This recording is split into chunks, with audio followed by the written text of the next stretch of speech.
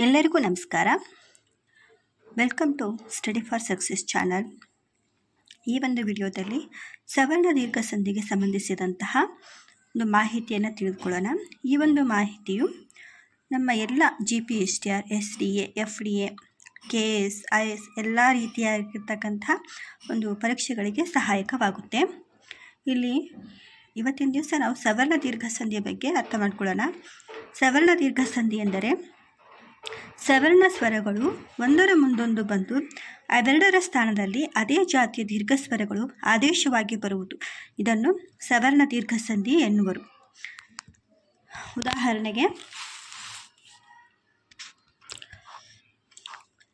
ಸಂಧಿ ಪದದಲ್ಲಿ ಪೂರ್ವ ಪದ ಮತ್ತು ಉತ್ತರ ಪದ ಇರುತ್ತದೆ.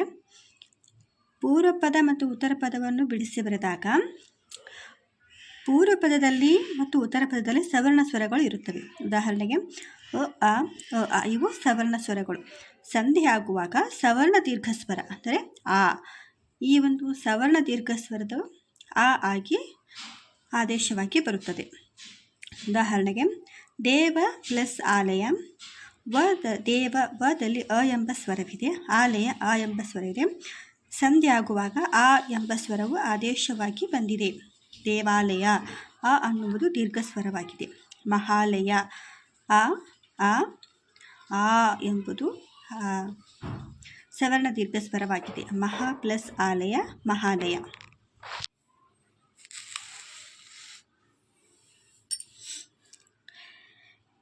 ಈ ರವಿ ಪ್ಲಸ್ ಇಂದ್ರ ರವೀಂದ್ರ. ಕವಿ ಪ್ಲಸ್ ಇಂದ್ರ ಕವೀಂದ್ರ.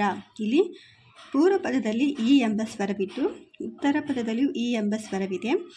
ಸವರ್ಣ ಸಂಧಿಯಾಗುವಾಗ ಈ ಎಂಬುದು ಸವರ್ಣ ಸ್ವರವಾಗಿ ಆದೇಶವಾಗಿ ಬರುತ್ತದೆ. ಕವಿ ಪ್ಲಸ್ ಇಂದ್ರ ಕವೀಂದ್ರ. ಈ ಎಂಬುದು ಆದೇಶವಾಗಿ ಬಂದಿದೆ. ಮೂರನೆಯದು ಅಂದರೆ ಉ ಇದು ಸವರ್ಣ ಸ್ವರಗಳು. ಗುರು ಪ್ಲಸ್ ಉಪದೇಶ ಗುರುಪದೇಶ. ಪೂರ್ವ ಪದ ಮತ್ತು ಉತ್ತರ ಪದದಲ್ಲಿ ಉ ಎಂಬ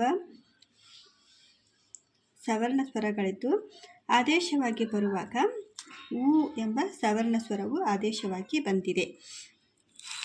ಇಷ್ಟು ಸವರ್ಣ ದೀರ್ಘ ಸಂಧಿಗೆ ಸಂಬಂಧಿಸಿದ್ದಾಗಿದೆ. ಇಲ್ಲಿ ಸವರ್ಣ ದೀರ್ಘ ಸಂಧಿ ಅರ್ಥದಲ್ಲಿಯೇ ಇದೆ. ಸವರ್ಣ ದೀರ್ಘ ಸಂಧಿ ಅಂದರೆ ಸವರ್ಣ ದೀರ್ಘ ಸಂಧಿ ಅಂದರೆ ಸವರ್ಣ ಸ್ವರಗಳು ಒಂದರ ಮುಂದೆ ಬಂದು ಸಂಧಿಯಾಗುವಾಗ ಅದೇ ಸವರ್ಣ ಸ್ವರಗಳಲ್ಲಿ ದೀರ್ಘವಾದ ಸ್ವರವು ಆದೇಶವಾಗಿ ಬರುತ್ತದೆ. ಈ ಒಂದು ವಿಡಿಯೋ ನಿಮಗೆ ಇಷ್ಟ ಆದರೆ ದಯವಿಟ್ಟು ಸಬ್ಸ್ಕ್ರೈಬ್ ಮಾಡೋದನ್ನು ಮರಿಬೇಡಿ. Thank you for watching.